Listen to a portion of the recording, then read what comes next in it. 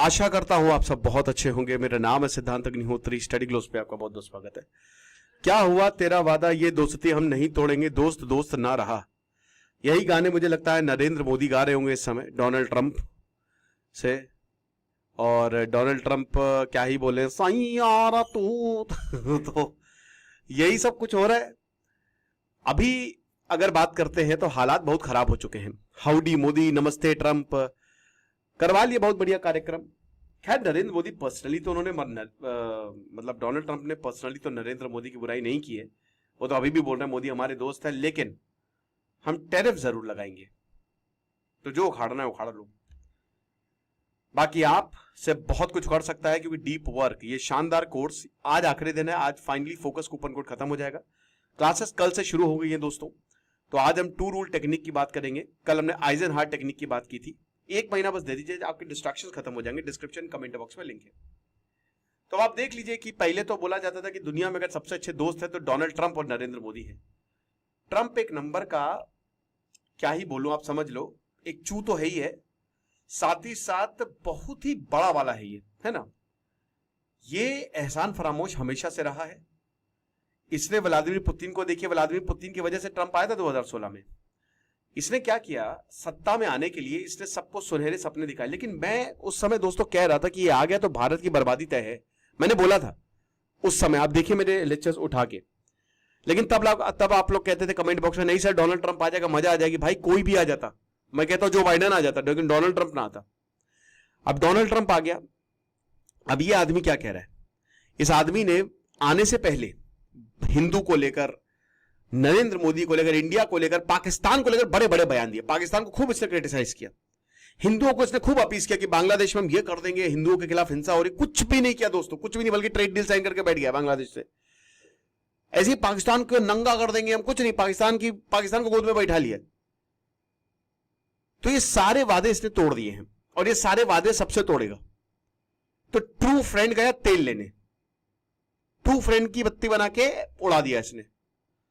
और जो रैपो था जिसमें भाई गजब साथ में आते थे, विवेकानंद तो पता नहीं क्या क्या बोलता था, और इंडिया मीडिया भी बड़ा इनको बहुत जबरदस्त। भाई इंडिया मीडिया वाला आप उस समय देखिए एक्स्ट्रा ऑर्डिनरी केमिस्ट्री बता रहे हैं। अब आप देख लीजिए। और नरेंद्र मोदी को, मेरे ख्याल में मोदी जी को साफ साफ पार्लियामेंट में बोलना चाहिए कि डोनाल्ड ट्रंप जो है ही इज अ लायर।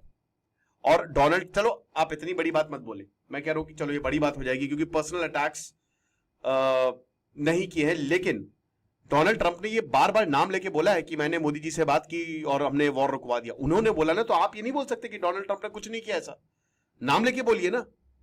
क्यों हम नाम नहीं ले रहे हैं, क्यों हम डर रहे हैं? बोलना चाहिए हमको। मैं इससे बिल्कुल साफ और स्पष्ट शब्दों में कहना चाहता हूं, ये सारी तस्वीरें बस तस्वीरें हैं।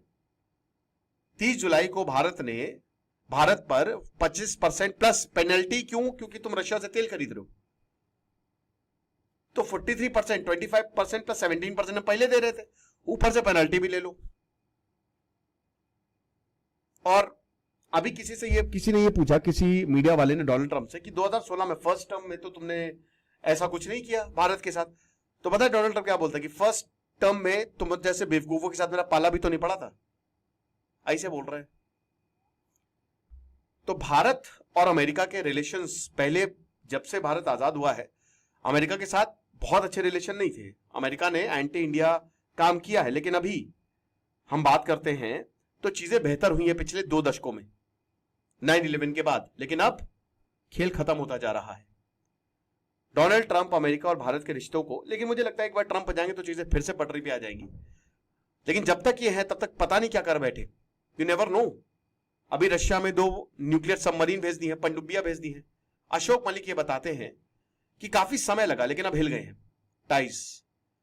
और इस समय 1990s, अर्ली 1990s, जब 1991 का जमाना था, सॉरी 1990, उस समय भारत और अमेरिका के रिश्ते बहुत खराब थे, और अब बहुत खराब है।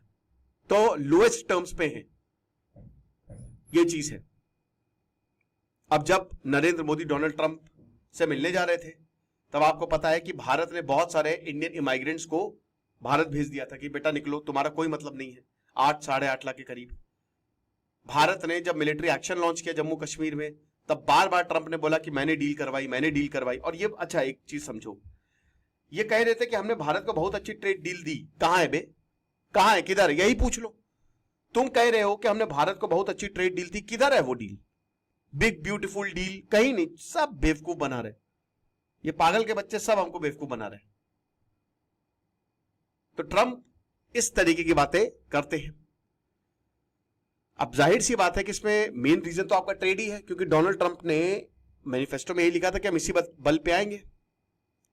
भारत और अमेरिका जो है, जब से ट्रंप ने 1 अप्रैल से ये सैंक्शंस पूरी दुनिया में लागू किए हैं, टैरिफ, तो भारत तब से नेगोशिएट कर रहा है मार्च से, लेकिन प्रोग्रेस बहुत कम है।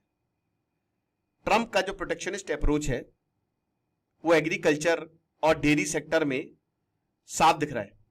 नरेंद्र मोदी ऐसा नहीं कर सकते, क्योंकि देखिए फार्मिंग सेक्टर ऑलरेडी दिक्कत में है, और अगर वहां पे अमेरिका आ गया तो फिर किसानों के क्या हालात होंगे आपको पता ही है। किसान जो बिल वो नहीं आ पाया, आधी पॉपुलेशन इस पे डिपेंडेंट है। 2021 फार्मर प्रोटेस्ट, अभी भी भाई सरकार को झुकना पड़ा था किसानों के आगे, बिल वापस लेने पड़े थे, नहीं बन पाया था लॉ। तो भैया सरकार इस समय आंख से खेलना बिल्कुल नहीं चाह रही है। पीयूष गोयल ने पार्लियामेंट में बोला कि नेगोशिएशंस हो रहे हैं और भारत अपने नेशनल इंटरेस्ट को प्रोटेक्ट करेगा। भारत ने तो साफ कह दिया है कि मैं झुकेगा नहीं, और भारत को झुकना भी नहीं चाहिए, बल्कि थोड़ा अटैकिंग मोड पे आ जाए तो ज्यादा बेटर है। चाइना से आप सीखिए, चाइना ने तहस नहस कर दिया। ठीक है, चाइना बड़ी इकोनॉमी है, चाइना फ्यूचर को प्रिपेयर होकर चलता है, तो हम भी कर सकते हैं ना ऐसा। India is open to limited concessions, कि आप जो चाहते हैं एलिमेंट्स और एप्पल्स को लेकर हम आपका कोटा बढ़ा देंगे, कोई प्रॉब्लम नहीं है, लेकिन उसमें डेयरी और एग्रीकल्चर नहीं, हम नहीं कर सकते उसको कॉम्प्रोमाइज। $130 बिलियन का भारत और अमेरिका का बिजनेस है। $1 बिलियन को तो 8,000 करोड़, तो आप उस हिसाब से देख लीजिए। फार्मास्यूटिकल, इलेक्ट्रॉनिक्स, जेम्स, और आपको बता दो कि भारत ज्यादा बेचता है अमेरिका को, ट्रेड डेफिसिट है अमेरिका का हमारे साथ। डायमंड्स, पॉलिशिंग, रीसेल, ये सब कॉम्प्लेक्स वैल्यू चेन्स हैं, जो भी जब ट्रंप टैरिफ लगाएंगे तो they will be hard hit. और बहुत सारी कंपनी ऑलरेडी अलग अलग रूट्स देख ही रही हैं, और पूरी दुनिया में दिक्कत है जब से ट्रंप आए हैं। अब उसके बाद भारत जो है वो लगातार वेपन्स और तेल खरीद रहा है रशिया से। अरे तो क्यों ना खरीदे भाई, 2 million barrels of Russian oil per day हम खरीद रहे हैं, बिल्कुल खरीदेंगे। सेकंड लार्जेस्ट बायर है चाइना के बाद। बाइडेन एडमिनिस्ट्रेशन ने प्रेशर बनाया था, यूरोपियन यूनियन ने भी बोला था कि भारत को मॉस्को से टाइज कट करने चाहिए, ठीक है, लेकिन कुछ नहीं, भारत अपना काम करता रहा। और उसके बाद कहीं ना कहीं हर कोई अपना काम कर ही रहे थे, लेकिन फिर ट्रंप आता है और ट्रंप ने बोला कि नहीं नहीं, हम इसी मुद्दे पे ही बात होगी, और इससे हम, क्योंकि जो तुम तेल और ये सब दे रहे हो तो रशिया यूक्रेन वॉर में लगा रहा है। अरे मेरे भाई, तो नेटो क्या कर रहा है? आप $65 बिलियन की एड दे रहे हो यूक्रेन को, तो वो क्या अपनी शादी में व्लादिमीर ज़ेलेंस्की लगा रहा है? नहीं लगा रहा है भाई, वो भी युद्ध में ही लगा रहा है। तो आप भी जो पैसे दे रहे हो वो भी युद्ध में लग रहे हैं। तो नेटो की अगर बात करते हैं तो नेटो कोई पीस तो चाहता नहीं है, वो तो यही चाहता है कि युद्ध हो जाए। अगर पीस चाहता होता तो रशिया से बैठ के बात करता। भारत ने अपने डिफेंस डिपेंडेंस रशिया से रिड्यूस किए हैं, आपको बता दूं, और अमेरिका और उसके अलायंस से चीजें खरीदी हैं, लेकिन फिर भी ये मान ही नहीं रहे। और सबसे बड़ी बात, जो डिप्लोमेटिक हैंडलिंग है, जैसे ओबामा और क्लिंटन के समय हुआ करती थी, वो ट्रंप, ऐसा लग रहा है कि सब के सब ट्रंप की भाषा बोल रहा है। कोई सेंसिबल बंदा है ही नहीं रिपब्लिकन्स में, ऐसा कैसे हो सकता है?